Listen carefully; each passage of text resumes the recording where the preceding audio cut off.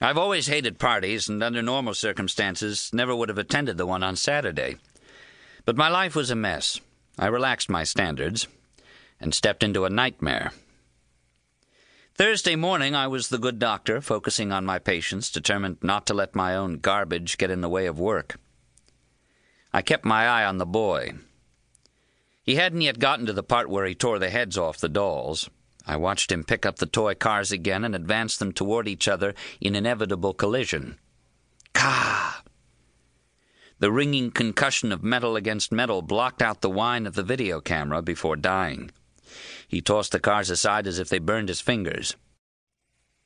One of them flipped over and rocked on its roof like a trapped turtle. He poked at it, then looked up at me, seeking permission.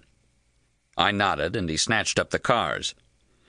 Turning them over in his hands, he examined the shiny undercarriages, spun the wheels, simulated the sounds of revving engines. Voom, voom, ka!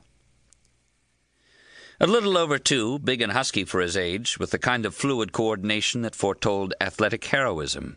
Blonde hair, pug features, raisin-colored eyes that made me think of snowmen, an amber splash of freckles across nose, and chubby cheeks.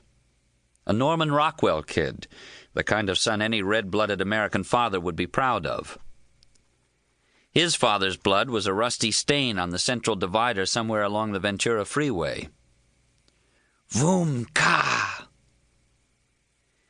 In 6 sessions, it was as close as he'd come to speaking. I wondered about it, wondered about a certain dullness in the eyes. The second collision was sudden, harder. His concentration was intense. The dolls would come soon. His mother looked up from her seat in the corner. For the past 10 minutes she'd read the same page of a paperback entitled, "Will Yourself Successful." Any pretense of casualness was betrayed by her body language. She sat high and stiff in the chair, scratched her head, stretched her long dark hair as if it were yarn, and kept coiling and uncoiling it around her fingers. One of her feet tapped out a non-stop 4/4 beat, sending ripples that coursed upward through the soft flesh of a pale, unstockinged calf and disappeared under the hem of her sundress. The third crash made her wince. She lowered the book and looked at me, blinking hard. Just short of pretty, the kind of looks that flower in high school and fade fast. I smiled. She snapped her head down and returned to her book.